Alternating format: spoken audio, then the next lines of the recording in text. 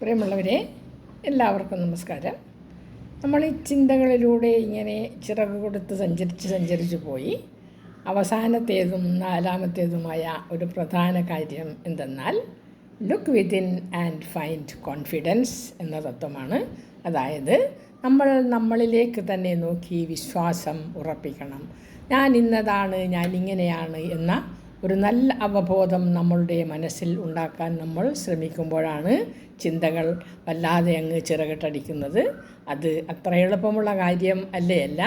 അതുണ്ടാകണമെങ്കിൽ നമ്മൾ ആദ്യമായിട്ട് ഒന്ന് വിശ്വസിക്കണം.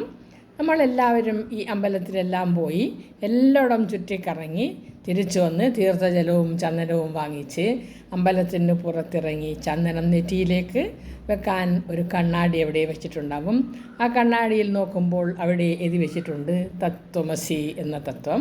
അതായത് നീ ഇത്രയും നേരം കറങ്ങി തൊഴുത് പ്രാർത്ഥിച്ച് വേണ്ടതും വേണ്ടാത്തതുമെല്ലാം അഭ്യർത്ഥിച്ച് വന്ന ആരോടാണ് എന്ന് നിനക്ക് മനസ്സിലായോ എന്നൊരു ചോദ്യമാണ്.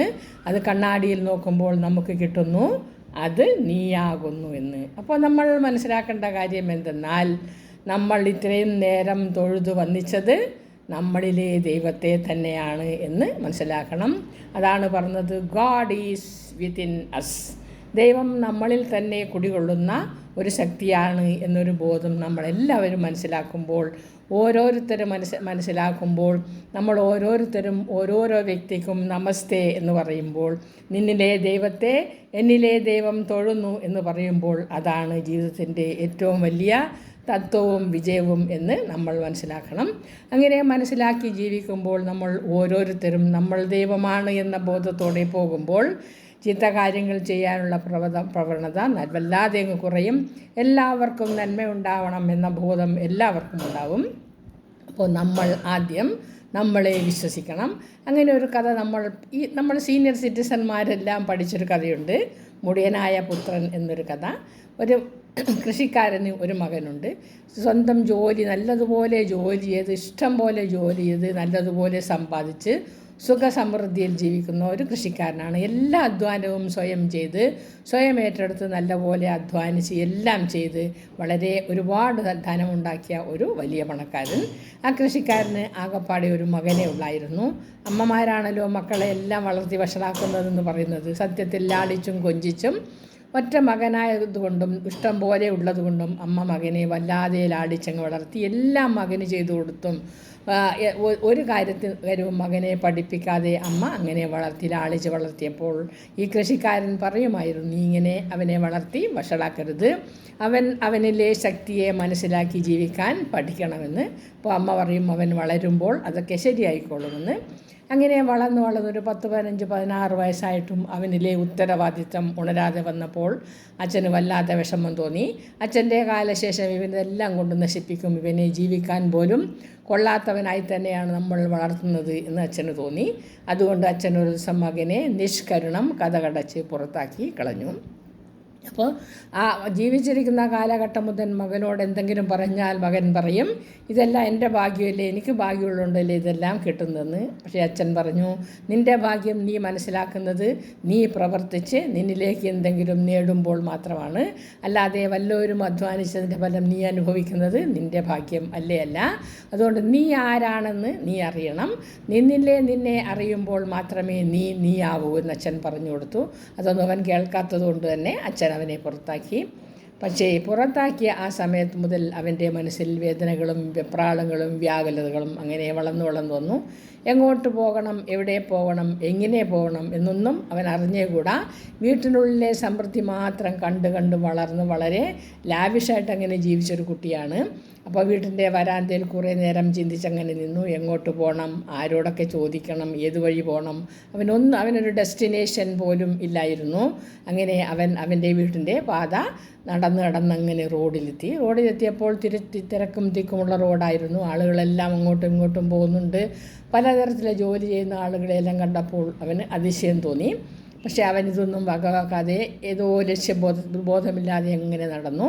കുറേ നേരം എന്നല്ല, ഒരാഴ്ച നടക്കാനുള്ള ആരോഗ്യമൊക്കെ അവൻ്റെ വീട്ടിൽ നിന്നും കിട്ടിയിട്ടുണ്ടായിരുന്നു. കാരണം അത്രമാത്രം നല്ലതുപോലെ വളർന്ന കുട്ടിയാണ്. അപ്പോൾ വിശപ്പും ദാഹവും അറിയാതെ ഒരാഴ്ചയൊക്കെ അവന് നടക്കാൻ പറ്റും. അവനങ്ങനെ ഒരു നടന്ന് സന്ധ്യയായപ്പോൾ ക്ഷീണം തോന്നി. എവിടെ കിടക്കണമെന്നോ എങ്ങനെ കിടക്കണമെന്നോ ഒന്നും അവൻ അറിഞ്ഞുകൂടാ. ദാഹം തോന്നിയപ്പോൾ അടുത്തുള്ള പൈപ്പിലേക്ക് ചെന്ന് കുറച്ച് കൈ കെട്ടി വെള്ളം കുടിച്ചു, ദാഹം തീർത്തു. അങ്ങനെ കാലൊക്കെ നല്ലത് വേദനിക്കുന്നുണ്ടായിരുന്നു. അതുകൊണ്ട് ആ പൈപ്പിൻ്റെ ചുവട്ടിലങ്ങിരുന്നു. ആ പൈപ്പിൽ ചാരിയിരുന്നു കുറച്ച് നേരം ഉറങ്ങി കഴിഞ്ഞപ്പോൾ രാത്രിയായിപ്പോയി. രാത്രിയായപ്പോൾ അവൻ അറിയാതെ ഉണർന്നു നോക്കിയപ്പോൾ ചുറ്റും ഇരുട്ടാണ്, ആരുമില്ല. അവൻ ഒറ്റയ്ക്ക് അവിടെ ഇരിക്കുന്നത് അവന് വല്ലാതെ പേടി തോന്നി. പക്ഷേ അവനതൊന്നും വകവെക്കാതെ വീണ്ടും അവിടെ ഇരുന്നെങ്കിലും അവന് ഉറക്കമേ വന്നില്ല. വിശപ്പ് നല്ലതുപോലെ ഉണ്ടായിരുന്നു. വീണ്ടും പൈപ്പിൽ നിന്നും കുറേ വെള്ളം കുടിച്ചു. അങ്ങനെ അങ്ങോട്ടും ഇങ്ങോട്ടൊക്കെ നോക്കി നേരം വിളക്കുന്നതിരെ അവിടെ അങ്ങിരുന്നു. എന്നിട്ടും അവൻ അവൻ്റെ അച്ഛനെയോ അമ്മയോ ഓർത്തതേയില്ല. കാരണം അവൻ്റെ മനസ്സിൽ വാശിയുണ്ടായിരുന്നു. അച്ഛൻ ഇറക്കി വിട്ടതല്ലേ, എന്തെങ്കിലുമൊക്കെ ജീവിക്കാൻ പറ്റും, ഞാനും ജീവിക്കുമെന്നൊരു നല്ല ബോധം അവനുണ്ടായിരുന്നു. പക്ഷേ അങ്ങനെ രാവിലെ ആയപ്പോൾ അവൻ എഴുന്നേറ്റ് ചുറ്റും നോക്കി. ഒരുപാട് പേരുണ്ട്. ഓരോരുത്തരും അവരുടെ ജോലിക്കും പലതരത്തിലായിട്ട് അങ്ങനെ പോകുന്നുണ്ട്. അപ്പോൾ അവൻ വിചാരിച്ചു എല്ലാവർക്കും ജോലിയുണ്ട്, എല്ലാവരും പോകുന്നുണ്ട്, എനിക്ക് മാത്രം പോകാൻ ഇടമില്ല. എത്ര പണക്കാരനായ അച്ഛനാണ് എനിക്കുള്ളതെന്നും ആ അച്ഛനിൽ നിന്നും എനിക്ക് ഇത്രമാത്രം നിഷ്കാരുണ്യമായ പ്രവൃത്തി ഏൽക്കേണ്ടി വന്നല്ലോ എന്നും അവൻ ഓർത്തു. എങ്കിലും അച്ഛൻ്റെ അടുത്ത് ഞാൻ തിരിച്ചു പോവില്ല, ഞാൻ എൻ്റെ ജീവിതം ഉണ്ടാക്കും എന്ന വാശി പിടിച്ചവൻ അവിടെ തന്നെ നിന്നു.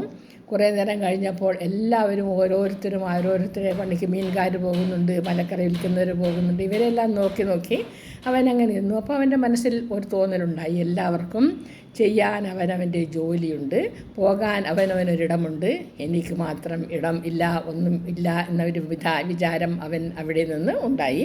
അവനങ്ങനെ വിഷമിച്ചങ്ങനെ നിന്നപ്പോൾ അവൻ വിചാരിച്ചു, എനിക്ക് എന്തായാലും ജീവിക്കണ്ടേ എന്ന് പറഞ്ഞു. കുറച്ചുകൂടെ മുമ്പോട്ട് നടന്നപ്പോൾ ഒരാളൊരു കാളയും പിടിച്ചുകൊണ്ട് ഇങ്ങനെ പോകുന്നുണ്ട്.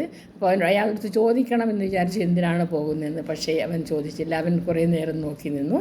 ആ കാളയും കൊണ്ട് അയാൾ അങ്ങ് ദൂരെ പോയി അറവുകാർക്ക് കൊടുത്ത് പൈസയും വാങ്ങിച്ച് തിരിച്ചു വരുന്നവൻ കണ്ടു. അപ്പോൾ അവന് മനസ്സിലായി, ഓരോരുത്തർക്കും ചെയ്യാൻ അവരുടെ ജോലിയുണ്ട്, അവർക്ക് കൈ നീട്ടി വാങ്ങിക്കാൻ പൈസയുമുണ്ട്, ഞാൻ മാത്രമാണ് ഒന്നുമില്ലാത്തവൻ.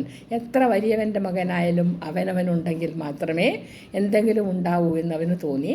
എന്നാലും അവനൊന്ന് ചെയ്യണമെന്നോ ആരടുത്തെങ്കിലും ചോദിക്കണമെന്നോ ഒന്നും തോന്നിയില്ല. ഒരു 3-4 ദിവസം കഴിഞ്ഞപ്പോൾ അവൻ്റെ ആരോഗ്യസ്ഥിതി വല്ലാതങ്ങ് വഷളായി. അവന് വല്ലാതെ വിശക്കുന്നുണ്ടായിരുന്നു. എന്തെങ്കിലും കട്ടിയുള്ള ആഹാരം കഴിക്കണമെന്നൊരു മോഹമല്ല, ആഗ്രഹമാണ്. വിശപ്പാണ് ഏറ്റവും വലിയ വേദന എന്ന് അവന് മനസ്സിലായി. വിശക്കുമ്പോൾ അവനവൻ്റെ മുൻപിൽ വരുന്ന ആഹാരമാണ് പ്രത്യക്ഷത്തിൽ കാണുന്ന ദൈവമെന്നും അവന് ബോധ്യമായി. അവനങ്ങനെ നടന്ന് ഒരു കൃഷിക്കാരൻ്റെ വീട്ടിലെത്തിയപ്പോൾ ആ കൃഷിക്കാരൻ അയാളുടെ ആലയിൽ പശുവിനെ കെട്ടിയിട്ടുണ്ടായിരുന്നു. ആ പശുവിന് കഞ്ഞി കൊടുക്കാനായിട്ട് ഒരു പാത്രത്തിൽ കഞ്ഞിയുമായി അയാൾ വീട്ടിൽ നിന്നും പുറത്തേക്ക് വന്നു. അപ്പോൾ ഇവന് തോന്നി, ആ കഞ്ഞിയിൽ കുറച്ച് കിട്ടിയാൽ എനിക്ക് കുടിക്കാമായിരുന്നു. അവനങ്ങനെ ആ ആലയുടെ പറവിന് ഒളിച്ചും പാത്തൊക്കെ നിന്നു. കൃഷിക്കാരൻ ആ പശുവിന് ഒഴിച്ചു കൊടുത്ത് തിരിച്ചു പോകുമ്പോൾ അതിൽ കുറച്ച് എങ്ങനെയെങ്കിലും വാരി തിന്നാം എന്നൊരു മോഹം അവന് തോന്നി. അവനങ്ങനെ ഒളിച്ചും പാത്തും നിന്നെങ്കിലും കൃഷിക്കാരൻ പശുവിന് പാത്രത്തിൽ ഒഴിച്ചു കൊടുത്ത് പശു അത് കുടിക്കുന്നവരെ അയാൾ തന്നെ കൈയിട്ട് ഇളക്കി പശുവിനെ മുഴുവൻ കുടിപ്പിച്ചതിന് ശേഷം മാത്രം പാത്രവും കൊണ്ട് തിരിച്ചുപോയി. അവന് വല്ലാത്ത ജാള്യതയും നിരാശയും എന്തൊക്കെയോ വിഷമവും ഒക്കെ തോന്നി. കിട്ടിയില്ലല്ലോ എന്നൊരു വല്ലാത്ത സങ്കടം അവന് തോന്നി. അവൻ ആ പശുവിൻ്റെ എരുത്തിനടുത്തിരുന്ന പൈപ്പിൽ നിന്നും കുറച്ച് വെള്ളം കുടിച്ച് അവിടെ സ്വസ്ഥമായി ആ രാത്രി മുഴുവൻ കഴിച്ചുകൂട്ടി. അങ്ങനെ കഴിച്ചുകൂട്ടിയപ്പോൾ അവൻ്റെ മനസ്സിൽ തോന്നി, ഞാനിനി ഇങ്ങനെ ജീവിച്ചാൽ പറ്റുകയില്ല, എനിക്ക് എന്നെ മനസ്സിലാക്കി ജീവിക്കാനാണ് അച്ഛൻ പറഞ്ഞു വിട്ടിരിക്കുന്നത്. അപ്പോൾ എന്നെ മനസ്സിലാക്കുക എന്ന് പറയുന്നത് എനിക്ക് എൻ്റെ ജീവിതം ഉണ്ടാക്കണമെങ്കിൽ എന്തെങ്കിലുമൊക്കെ ചെയ്യണം. അപ്പോൾ എന്തെങ്കിലും ചെയ്യണമെങ്കിൽ എന്നെ ഞാൻ മനസ്സിലാക്കണം.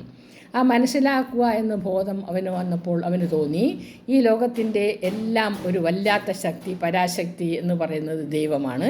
ആ ദൈവത്തിൽ വിശ്വസിക്കുമ്പോൾ, ദൈവത്തെ നമ്മൾ അനുസരിക്കുമ്പോൾ, ദൈവത്തോട് നമ്മൾ അടുക്കുമ്പോൾ നമുക്ക് എന്തൊക്കെയോ അനുഗ്രഹങ്ങളുണ്ടാവും. അതുകൊണ്ട് തന്നെയാണ് എൻ്റെ അച്ഛനും ഇത്ര വലിയ ഒരു കൃഷിക്കാരനായിട്ട് പോലും ഇത്ര വലിയ പണക്കാരനായതും ഇത്ര വലിയ പ്രൗഢിയുള്ള ആളായതും എന്ന് അവന് തോന്നി. അപ്പോൾ ഏതോ ഒരു ശക്തി എന്നിലും ഉണ്ട്. ആ ശക്തിയെ ഞാൻ വിശ്വസിച്ചാൽ, ആ ശക്തിയിലൂടെ ഞാൻ സഞ്ചരിച്ചാൽ എനിക്ക് ജീവിക്കാൻ പറ്റും എന്ന് അവന് നല്ല ബോധ്യമുണ്ടായി. അവൻ്റെ അച്ഛൻ്റെ അടുത്ത് തിരിച്ചു പോകാൻ തീരുമാനിച്ചു.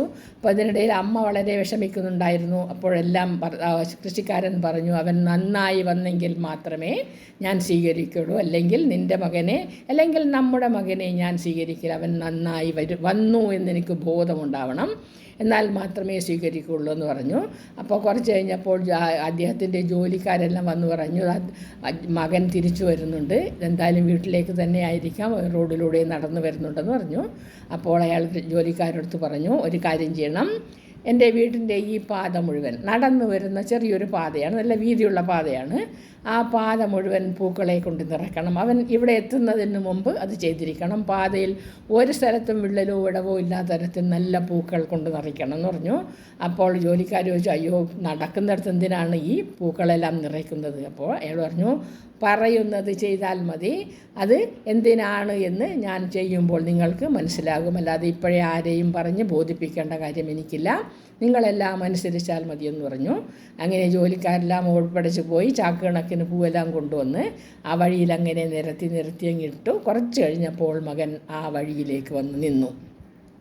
ഇപ്പം കൃഷിക്കാരൻ നല്ല പ്രൗഢഗംഭീരമായി തന്നെ അദ്ദേഹത്തിൻ്റെ വരാന്തയിൽ ചാരുകസേല ഇങ്ങനെ ചാരിയിരുന്നു. ഇങ്ങനെ ഒരു സംഭവം നടന്നതേ ഇല്ല, അയാളുടെ മനസ്സിൽ അതൊന്നുമില്ല. അയാൾ അങ്ങനെ അവിടെ ഇങ്ങനെ ചാരിയിരുന്നപ്പോൾ മകനെ അയാൾ ഒളിക്കണ്ണിട്ട് നോക്കി. മകൻ അവിടെ വന്നു, വഴിയിലേക്ക് നോക്കി, പൂക്കളെല്ലാം നിറച്ച് കിടക്കുന്നു. പണ്ട് ഇവിടെ ഈ വീട്ടിൽ വളർത്തിയ മകനായിരുന്നെങ്കിൽ, മകൻ്റെ സ്വഭാവമായിരുന്നെങ്കിൽ അവൻ ആ പൂവിലൂടെ ചവിട്ടി നടന്ന് അകത്തേക്ക് വരും എന്ന് കൃഷിക്കാരനറിയാം. അതുകൊണ്ട് തന്നെ അയാൾ ഒന്നും മിണ്ടിയില്ല. അവൻ എന്താണ് ചെയ്യുന്നത് എന്ന് നോക്കി. അവൻ കുറച്ചു നേരം ആ വഴിയിലേക്ക് നിന്നു, പൂക്കളെയെല്ലാം നോക്കി. എന്നിട്ട് അവൻ വളരെ ഭവ്യതയോടുകൂടി ആ പൂക്കൾ ഇരിക്കുന്ന ഇടത്തൊന്ന് മുട്ടുകുത്തിയിരുന്നു. അപ്പോൾ കൃഷിക്കാരന് വലിയ സന്തോഷമായി, അവനിൽ മാറ്റം വന്നിരിക്കുന്നു, ഞാൻ ആരാണെന്ന് അവൻ മനസ്സിലാക്കിയിരിക്കുന്നു എന്ന് അയാൾക്ക് മനസ്സിലായി. മകൻ ആ പൂക്കളെയെല്ലാം ഇങ്ങനെ 2 കൈ കൊണ്ട്, ഒരു പൂ പോലും നുള്ളി നോവിക്കാതെ, ഒരു പൂവിനെയും പിച്ചി മാറ്റാതെ, വളരെ മനോഹരമായ സ്നേഹത്തോടുകൂടി ഇങ്ങനെ ഓരോ 2 കൈവച്ചും ഇങ്ങനെ വകഞ്ഞു മാറ്റി നടുക്കൂടി ഒരു പാത ഉണ്ടാക്കുകയാണ്. അച്ഛൻ ഇതിൽ പരം ഒരു സന്തോഷം ഇല്ല. അച്ഛൻ വിചാരിച്ചു, ഞാൻ വിചാരിച്ചതുപോലെ എൻ്റെ മകൻ നന്നായിരിക്കുന്നു, അവൻ വരട്ടെ എന്ന് വിചാരിച്ചു. അങ്ങനെ ഒരു പൂവിനെ പോലും ചവിട്ടി നോവിക്കാതെ, വളരെ ഓരോ പൂവിലും ദൈവം ഉണ്ട് എന്നൊരു ബോധം അവന് വന്നിട്ടുണ്ട്. അവൻ ആ പൂക്കളെയെല്ലാം വളരെ സ്നേഹത്തോടെ വകഞ്ഞ് മാറ്റി മുമ്പോട്ട് ഇങ്ങനെ വന്ന് അവസാനം വരാന്തയിലേക്ക് കയറുന്നിടത്തു നിന്നും എല്ലാ പൂവും നല്ല ഭംഗിയായിട്ട് അങ്ങോട്ടും ഇങ്ങോട്ടും മാറ്റി വെച്ച് വരാന്തയിൽ കയറി അച്ഛൻ്റെ കാലിൽ നമസ്കരിച്ചു. അച്ഛൻ ഇതിൽ പരം സന്തോഷമില്ല. അച്ഛൻ വിചാരിച്ചതുപോലെ മകൻ തിരിച്ചു വന്നിരിക്കുകയാണ്. അയാൾ മകനെ കെട്ടിപ്പിടിച്ചു, ഭാര്യയെ വിളിച്ചു. എന്നിട്ട് അയാൾ ഉറക്കെ വിളിച്ചു കൂകി, ജോ ഖോ ഗയാ ഹേ മിൽ ഗയാ ഹേ ഖുശിയാ മെനാവോ എന്നു. അർത്ഥം എന്തെന്നല്ലേ, എന്താണോ കളഞ്ഞു പോയത് അത് തിരിച്ചു കിട്ടിയിരിക്കുന്നു. ആഘോഷിക്കും, നമ്മൾക്ക് എല്ലാവരും നല്ല ആഘോഷങ്ങൾ നടത്താം. കളഞ്ഞു പോയത് തിരിച്ചു കിട്ടിയിരിക്കുന്നു. അതായത് എൻ്റെ മകൻ തിരിച്ചു വന്നു എന്നല്ല പറഞ്ഞത്, എന്താണോ കളഞ്ഞു പോയത് ആ മനുഷ്യന് നല്ലതുപോലെ ബോധമുണ്ടായിരുന്നു. ഈ കുഞ്ഞിൻ്റെ മനസ്സിൽ കളഞ്ഞു പോയത് ഞാൻ ദൈവമാണ് എന്ന ബോധമാണ്. ആ ബോധം അവനിൽ തിരിച്ചു വന്നിരിക്കുന്നു. നമുക്കവനെ സ്വീകരിക്കാം, ആഘോഷിക്കാം, ആഘോഷിക്കാം എന്ന് പറഞ്ഞ് അച്ഛനും അമ്മയും മകനും കെട്ടിപ്പിടിച്ച് തുള്ളി അവിടെ ആഘോഷങ്ങൾ നടത്തുകയായിരുന്നു. അപ്പോൾ നമ്മൾ മനസ്സിൽ വിചാരിക്കണം, നമ്മൾ ആരാണ് എന്ന് നമ്മൾ എപ്പോഴും മനസ്സിൽ ദൃഢമായ ഒരു വിശ്വാസം ഉണ്ടായിരിക്കണം. ഞാൻ ഇന്ന ആളിൻ്റെ ഇത്ര പണക്കാരനായ അച്ഛൻ്റെ പണക്കാരനായ മകനാണ് എന്നല്ല, അല്ലെങ്കിൽ ഞാൻ ഇത്രയും വിദ്യാഭ്യാസമുള്ള ഇന്നടത്തെ ജോലിക്കാരൻ എന്നല്ല. ഇതെല്ലാം നമ്മൾ പഠിച്ചുണ്ടാക്കുന്നതാണ്. പക്ഷേ നമ്മളിൽ ജനിക്കുമ്പോൾ ഒരു ക്വാളിറ്റി, നല്ല ഒരു ഐഡൻറ്റിറ്റി ദൈവം തന്നിട്ടുണ്ട്. നിങ്ങളെല്ലാം ദൈവങ്ങളാണോ എന്നുള്ളത്. അതായത് സ്വാമി വിവേകാനന്ദൻ പറഞ്ഞിട്ടു, each soul is potentially divine. മറന്നു പോകരുത്, ഓരോ ആത്മാവും ജനിക്കുമ്പോൾ തന്നെ ദൈവങ്ങളായി തന്നെയാണ് ജനിക്കുന്നത് എന്ന്. അത് എല്ലാവർക്കും വിശ്വസിക്കാം. അതുകൊണ്ട് നമ്മുടെ ചിന്തകൾക്ക് ചിറക് നൽകുമ്പോൾ നമ്മൾ ഏറ്റവും അവസാനമായും പ്രാധാന്യത്തോടു കൂടിയും ഓർക്കേണ്ടുന്ന കാര്യം, look within and find confidence. നന്ദി, നമസ്കാരം.